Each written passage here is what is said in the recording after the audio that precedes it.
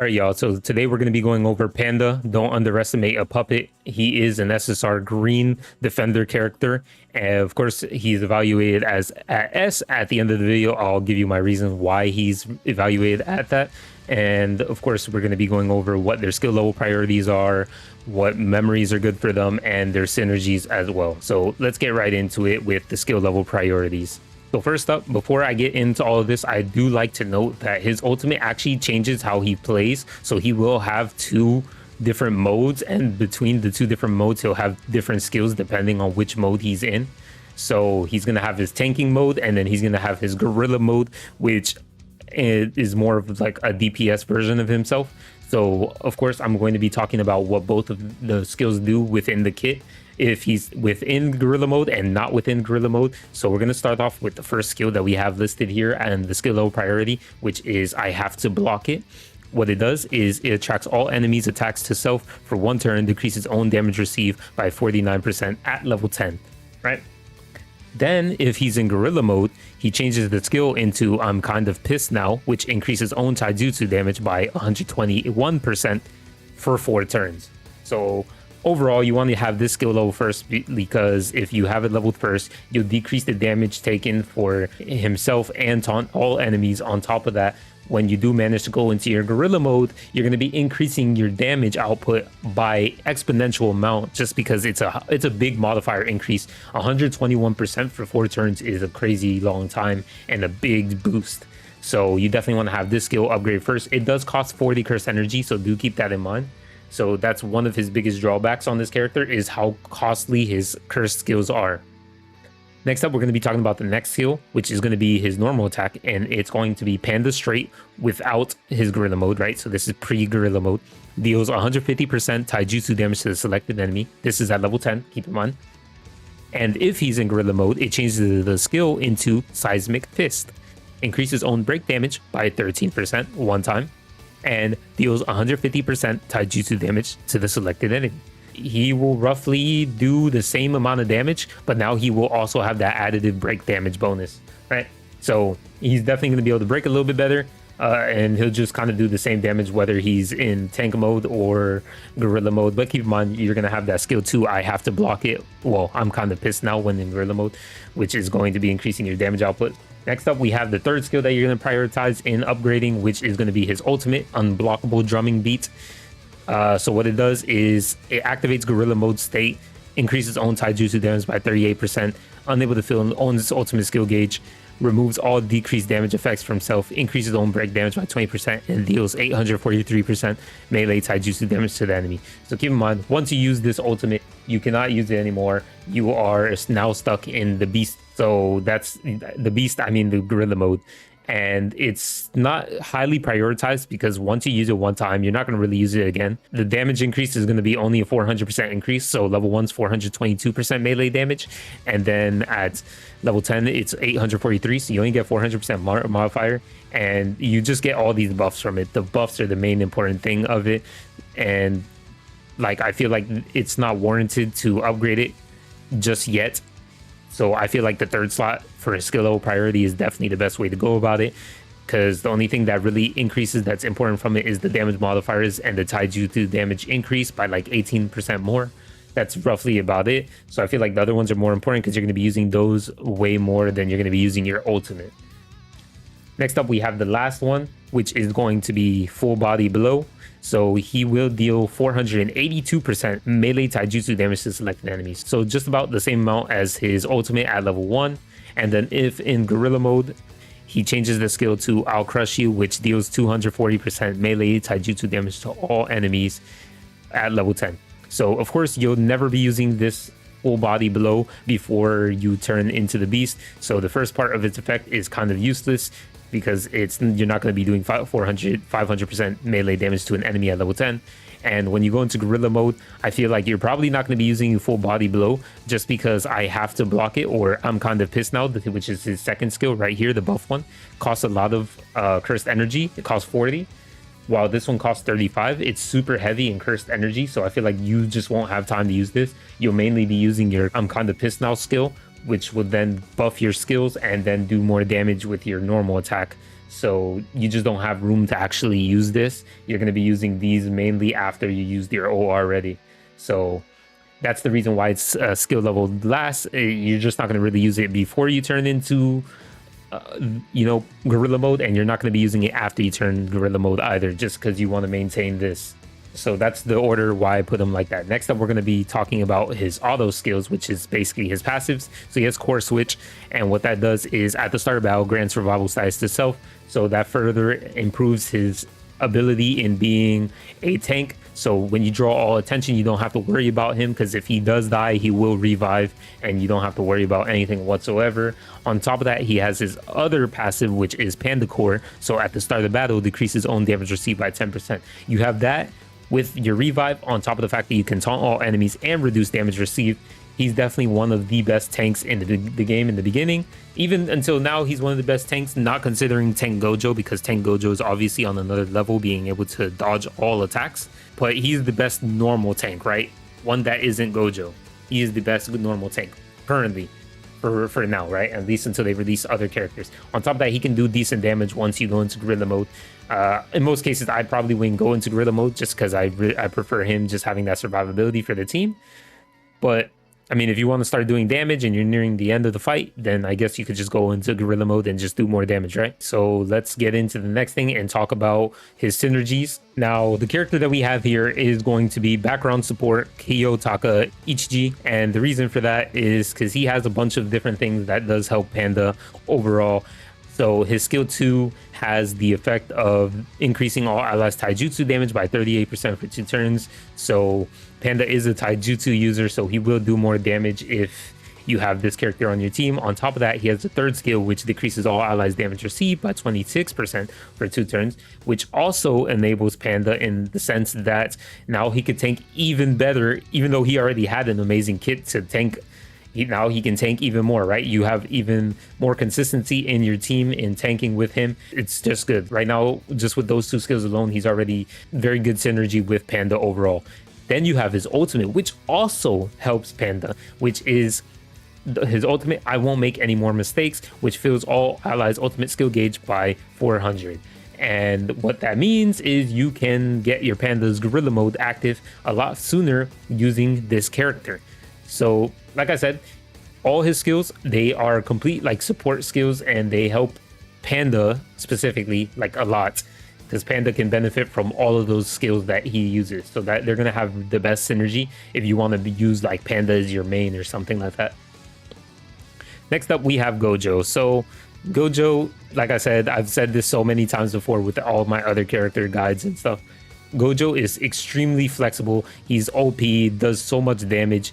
You're gonna have him on the same team, because if you have Panda, you're mainly using him for tanking, and like once Gojo's out there, he's your nuker, you know what I'm saying? So he's gonna be doing all the damage. I don't feel like there's any issue with having him. Gojo's definitely gonna be fitting in almost any team, any situation, any scenario. So that's why he's here. You just can't really go wrong with Gojo. He is the strongest, okay? Next character that we're gonna be going over is Yuki, the rare version. Now, do not sleep on this character because he's a rare.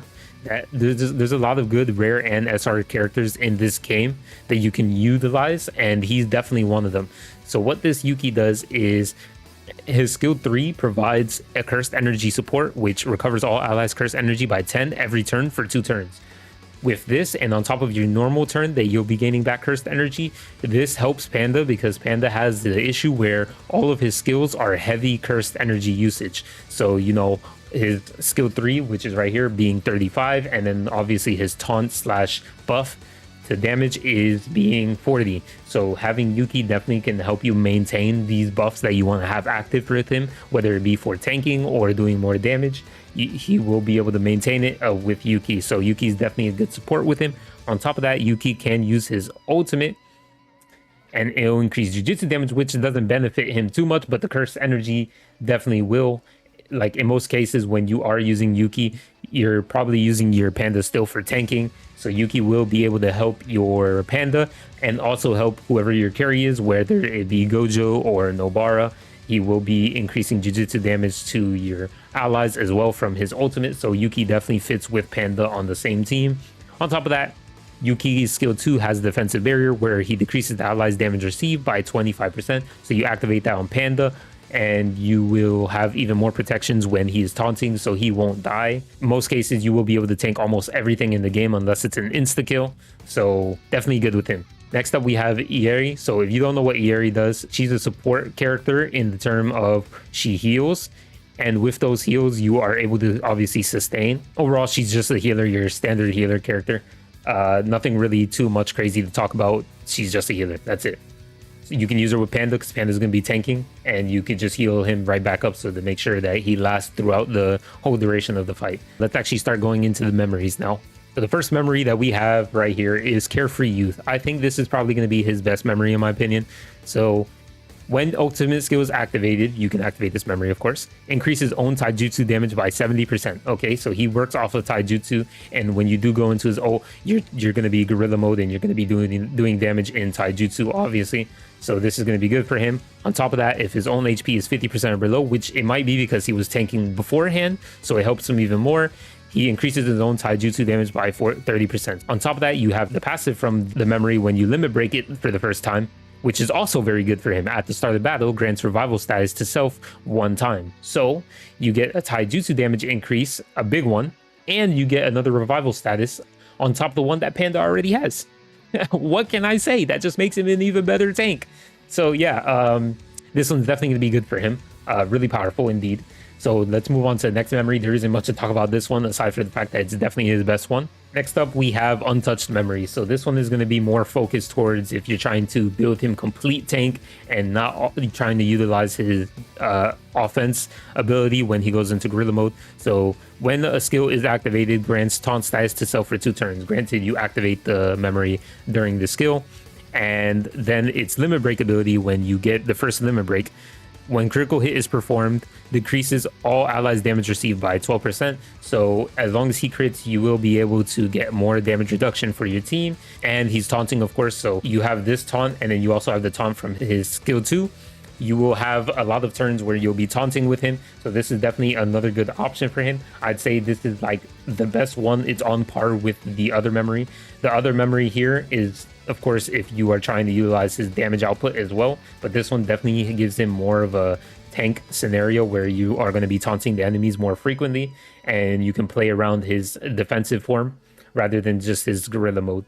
Next up, we're going to be talking about this other memory, Strong Lineup. So it's another memory where it's for, you know, survivability and embracing his tank side. So when a skill is activated, grants taunt status to self 2 times, decreases own damage received by 20% for 2 times, cooldown 4 turns. So yeah, like I said, this is just to embrace his defensive nature. On top of that, if you do have a limit break at least 1 time at the start of battle, decreases all allies damage received by 9%, 2 times, self excluded. So he will be protecting the rest of his team. So this is definitely a really good memory for him. I think it's just as good as the other one, but the other one might be a tad bit better. This one is just a little bit behind, right? So this one is for taunting 2 times, while the other one is taunting for 2 turns. Now let's move on to the next memory that we're going to be talking about, which is Believe in Each Other. When a skill is activated, decreases all allies damage received by 30%. So this will protect the rest of your team. I don't really like it compared to the other ones because the other ones have taunt, which protects your team way more than just giving all allies a damage reduction. I think in the only case and scenario where this would be a lot better is if like the enemy has an AoE attack. This definitely will help you in those cases, because then even if you taunt, it won't matter if they AoE. And then of course it does have a good passive ability for him, which isn't bad at all. The passive ability is what kind of bolsters him a little bit, is at the start of the battle, recovers all allies cursed energy by 10. So usually when you start in a fight, you're not able to taunt straight away because you don't have enough cursed energy because it costs a lot. He has like really heavy skills. With this, you'll be able to activate it sooner than normal, right? So nothing much to talk about there. And then let's move on to the free-to-play option, which is Sukuna's Vessel. I've talked about this memory a few times and recommended it on a couple characters. What this memory does is when your skill is activated, decreases all allies damage received by 10% for 2 turns. The lower the own HP, the greater the damage decrease. So obviously it's going to be good with him because he's going to be tanking a lot of the time. And when he is tanking, he's going to be taking a lot more damage, and you will have this effect, which will activate and provide you damage reduction for your whole team, and it'll be at a greater scale because you'll be low doing all the tanking that he's doing. On top of that, you have the passive ability, which at the start of battle grants revival status to self, which does stack on top of his own self revive. So he'll have 2 revives on top of that with this memory. So probably the best free to play option in terms of that. Do keep in mind there's obviously going to be other memories that are also going to work with him, but I think these 5 that I have listed here are probably going to be the best ones and the ones that I recommend overall, depending on your situation and what you prefer using on your Panda. So these are the memories. Now that we got all that stuff out of the way and we talked about all the memories, the synergies, and his skill per level priorities, let's actually talk about his evaluation. So right now he is an S. The reason why he is an S is because, for one, he has all his skills are really high cursed energy usage. So you need a lot of cursed energy to even maintain a lot of these skills and buffs. On top of that, you have to go into beast mode to be able to do damage. So you're mainly using him for his tank mode in like the first half of the fight.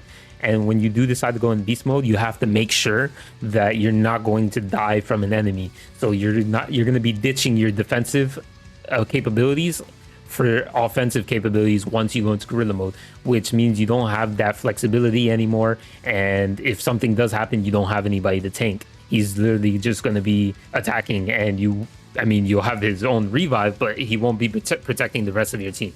So that's one of the biggest issues with him. I do like the style. It's just I feel like if maybe the cost of these skills were a little bit less than 40 and 35, I think it would be much better. Like if this was like 25 and this one was like, I guess maybe 20, because this is not even like a crazy skill either, then I feel like he would be a lot better. On top of that, in most cases for end game content, you do not need a tank. You're going to be using characters like Yaga, Nanami, maybe Inumaki or Yuki, depending on the situation, and then your carry, who's your nuker.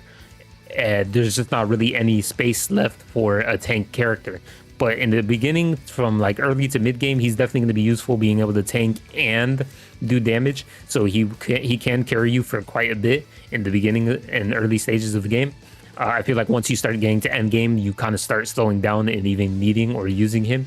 It's going to be super situational. It's got to be like really hard content. So that's why he's at S. As time goes on and we start putting more characters onto the game and we get more access to even powerful characters like Green Gojo, etc., he's going to fall off a little bit because his damage output isn't going to be the best compared to them. And on top of that, his defense capabilities are going to be the only reason why you use him, and you're just not going to really need him too much on the end game. So yeah, I appreciate you guys for watching. That's going to be my evaluation and character guide on the character Panda. Don't underestimate a puppet. And yeah, I'll see you guys in the next one. Peace.